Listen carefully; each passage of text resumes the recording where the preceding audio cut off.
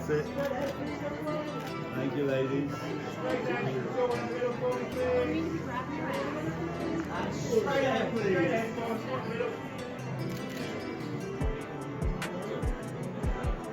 And guys, straight to me. Would you last up, Ali? All the way around. There you go. That's the one.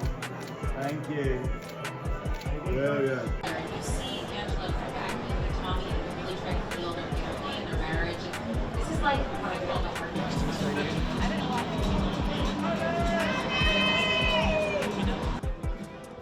At the end of season 1, Tommy steps into the sort of leadership role that Em takes. How has this shifted how he tends to approach things?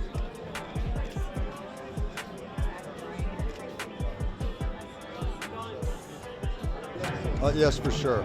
Last season, the characters were introduced, and you get to see kind of on the surface who they are. This year, we really dig deep into the core of who they are, and you see why Tommy and Angela love each other.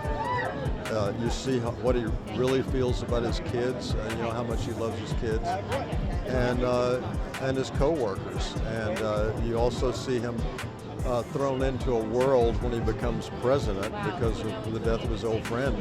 You get to see him having to be a boss that he's kind of reluctant to be.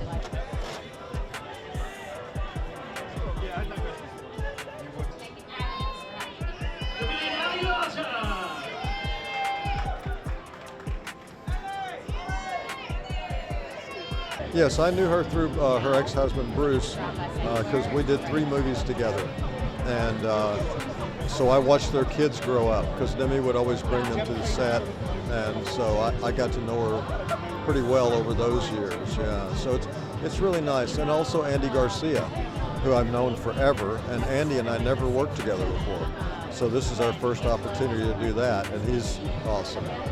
Season 2 coming out. What would you put down the phenomenal success of this show to? Because it's been huge globally. Yes, I would love to not care what other people think about me. You know, she lives life by her own rules. She's incredibly fierce and powerful. You know, she thinks the whole world is 3 drinks behind.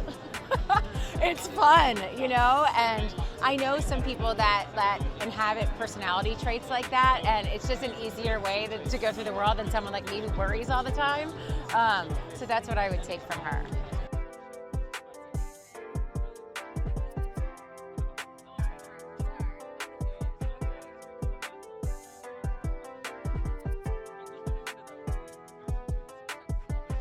It's just, you know, you really just go deeper into the characters and the complexities of their relationship. You know, Tommy and Angela have such a shared history together, and we kind of come around and go, who are they? And like, we don't want moments that are just like, well, this is a happy scene. Like, it's just really messy and complicated, and we're both just trying to figure out if this is going to work or not. And so that's really what we're living in this season. And to leave a legacy for him, because losing the company would be losing the last piece.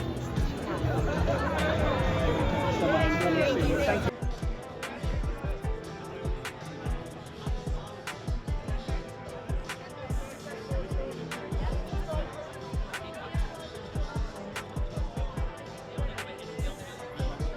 And the ladies looking right here right next to her. And ladies together right here, congratulations. That beautiful smile. Miss Allen, Mr. The opportunity on A Different World, but before that there was Fame.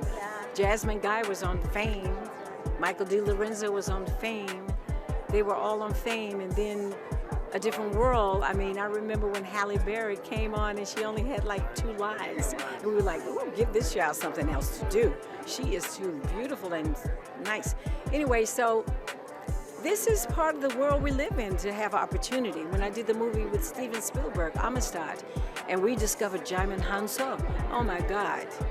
That was like, we knew the movie was going to happen when we found him, for sure.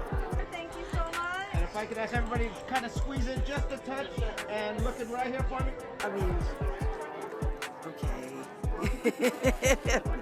This is since childhood. You know, one great thing after another. We watch Debbie with pride. She brings honor to her family. She brings honor to the community.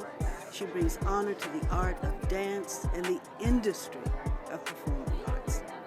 And we are very, very proud of Debbie. How does it feel to hear that? I love my sister. She's my greatest fan. This is my shero right here. And looking right here for me. Thank you. Hold out for a couple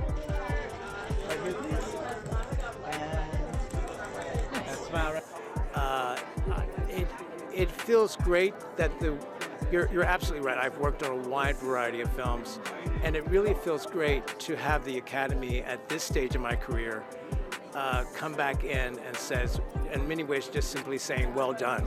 You've been doing great work for decades now, and we really appreciate it. We really appreciate the artistry that you've brought to the work." And the other thing that I like to say, by getting this award, it ensures my legacy in many ways. So it means that people, won't be able to write me out of the history books, and hopefully it will mean that generations to come, people will be able to look back and see all the work that I've done. And then Mason right down the center here. Hold out for a couple more. I mean, he's the movie star, the action star, he's just Tom Cruise. You don't really need an introduction about him. I think he inspires a lot of people and a lot of filmmakers, a lot of actors, and just people in general to step out of your comfort zone and just do it. And yeah.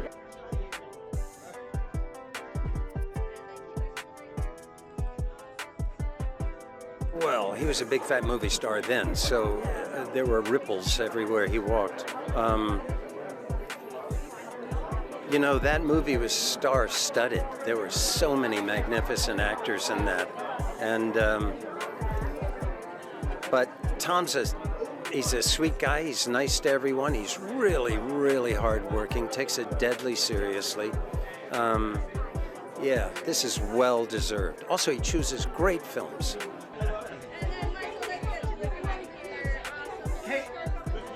Look right here. I guess the question comes down to, but just because we can doesn't mean we should. And with AI, I hope we learn from how the internet caught us flat-footed in so many ways. I say, vis-a-vis what we do, scripts and the score and all of that, put a watermark on it. Just let us know that AI made it and not a human. Because people are going to use it. It's here, it's not going away. So just let us know so we can make the decision of whether to go see the film or not.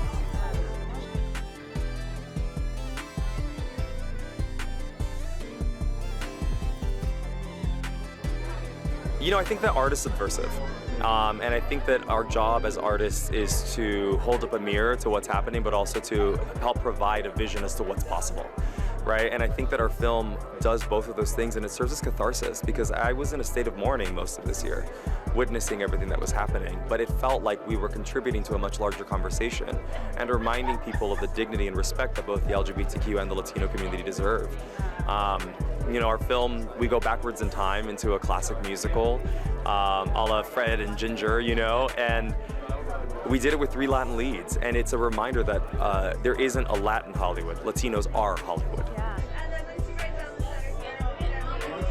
I mean, I think it's a really difficult time for independent filmmaking. I think structurally, politically, we're kind of in a very tumultuous moment in our lives.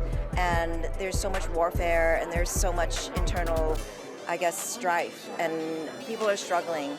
And I think within our movie itself, it shows that struggle. And I think the reflection of that, I hope that studios will really see that and embrace that more for future storytellers.